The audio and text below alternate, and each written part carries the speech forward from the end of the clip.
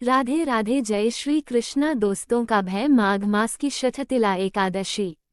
जाने पूजन, मुहूर्त, विधि और कथा और इस व्रत का महत्व जानेंगे इस वीडियो में। शठतिला एकादशी का व्रत 25 जनवरी फरवरी को रखा जाएगा। इस दिन भगवान विष्णु की उपासना की जाती है। शठतिला एकादशी माघ मास की सबसे खास एकादशी मानी जाती है। इस दिन भगवान विष्णु की पूजा में तिल का भोग लगाना चाहिए। माघ मास भगवान विष्णु का महीना माना जाता है और एकादशी की तिथि विश्वदेवा की तिथि होती है। श्रीहरि की कृपा के साथ सारे देवताओं की कृपा का ये अद्भुत संयोग केवल शठलिता एकादशी को ही मिलता है। इस दिन दोनों की ही उपासना से मनोकामनाएं पूरी की जा सकती हैं। इस दिन कुंडली के दुर्योग भी नष्ट किए जा सकते हैं। इस बार शठतिला एकादशी का व्रत 25 जनवरी शनिवार को रखा जाएगा। शठतिला एकादशी पर ग्रहों का संयोग। शठतिला एकादशी पर चंद्रमा जल तत्व की राशि वृश्चिक में होगा। चंद्र और मंगल का संबंध भी बना रहेगा। इस दिन सूर्य उत्तराषाढ़ा नक्षत्र में होगा, जिससे स्नान और दान विशेष लाभकारी होगा। इस बार के स्नान से शनि की समस्याएं कम होंगी, साथ ही कुंडली के दुर्योग भी होंगे। शठतिला एकादशी शुभ मुहूर्त। माघ मास के कृष्ण पक्ष की एकादशी तिथि को शठतिला एकादशी का व्रत रखा जाता है। शठतिला एकादशी की तिथि 24 जनवरी को शाम 7:25 पर शुरू होगी और तिथि का समापन 25 जनवरी को रात 8:31 पर होगा। शठतिला एकादशी का पारण 26 जनवरी को सुबह 7:12 से लेकर 9:21 तक होगा।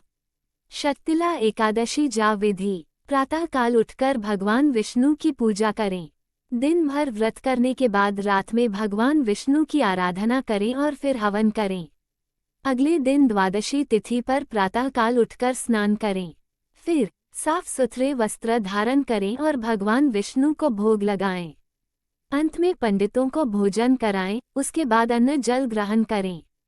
शठतिला एकादशी की कथा। एक समय की बात है, एक ब्राह्मण की स्त्री अपने पति की मृत्यु के उपरांत अपना सारा वक्त भगवान विष्णु की आराधना में लगा रही थी। एक बार उसने पूरे महीने भगवान विष्णु की उपासना की, परंतु दान पुण्य न करने से उसका सारा पुण्य अधूरा ही रह गया। ऐसा देख लक्ष्मीपति भगवान विष्णु स्वयं उसकी कुटिया में एक भिक्षुक का वेश धारण कर पहुंचे और उन्होंने स्त्री से भिक्षा मांगी। तब उसने भिक्षुक के हाथ में एक मिट्टी का ढेला थमा दिया।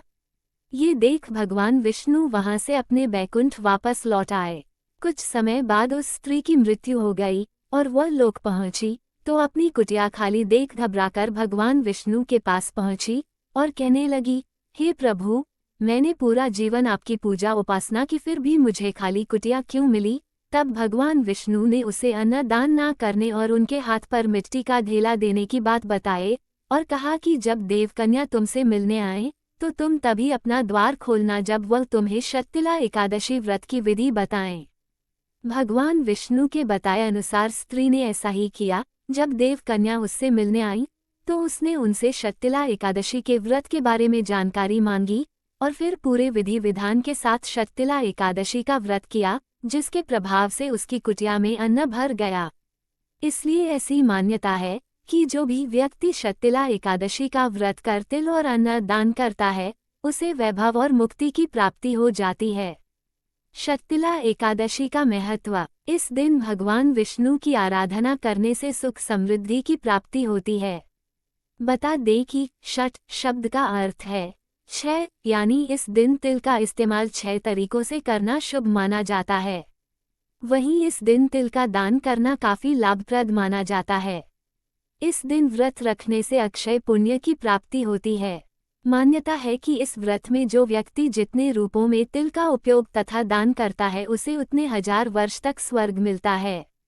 इसके अलावा जल में तिल मिलाकर तर्पण करने से भी मृत पूर्वजों को शांति मिलती है। शठतिला एकादशी पर करें ये उपाय, बरसेगी मां लक्ष्मी की कृपा। धार्मिक परंपरा के अनुसार जो भक्त शठतिला एकादशी का व्रत करते हैं और विधिपूर्वक भगवान विष्णु की आराधना करते हैं, उनकी सभी इच्छाएं पूरी होती हैं।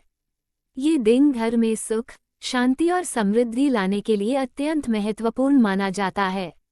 इस दिन कुछ विशेष उपायों को अपनाने से शुभ फल की प्राप्ति होती है। हिंदू धर्म में एकादशी का विशेष महत्व है। ये दिन भगवान विष्णु को समर्पित होता है और वर्ष में आने वाली 24 एकादशियों में से प्रत्येक को अद्वितीय माना जाता है।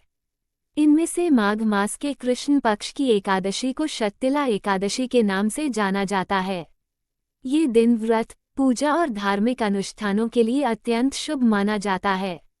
साथ ही शततिला एकादशी के अवसर पर भगवान विष्णु को प्रसन्न करने के लिए विभिन्न उपाय किए जाते हैं। इन उपायों के माध्यम से श्री हरि की कृपा प्राप्त करने की संभावना बढ़। शततिला एकादशी पर जरूर करें ये उपाय। शततिला एकादशी के दिन तुलसी के पौधे की पूजा करना और उसे श्रृंगार सामग्री अर्पित करना अत्यंत फलदायी माना जाता है। इस दिन प्रातः स्नान आदि से निवृत्त होकर तुलसी के पौधे की विधिपूर्वक पूजा करें। तुलसी को गंगाजल से स्नान कराकर उस पर हल्दी, रोली और चंदन लगाना चाहिए। तुलसी के पौधे के समीप दीपक जलाना भी शुभ माना जाता है। यदि आप लंबे समय से कर्ज के बोझ से परेशान हैं, तो शततिला एकादशी के दिन स्नान आदि के बाद पीपल के वृक्ष के चारों ओर 11 बार कच्चा सूत लपेटते हुए परिक्रमा करें। परिक्रमा समाप्त होने के बाद पीपल की जड़ में जल अर्पित करें और हाथ जोड़कर कर्ज से शीघ्र मुक्ति के लिए प्रार्थना करें। इस दिन ऐसा करने से आपके ऊपर से कर्ज का बोझ जल्दी ही उतर जाएगा।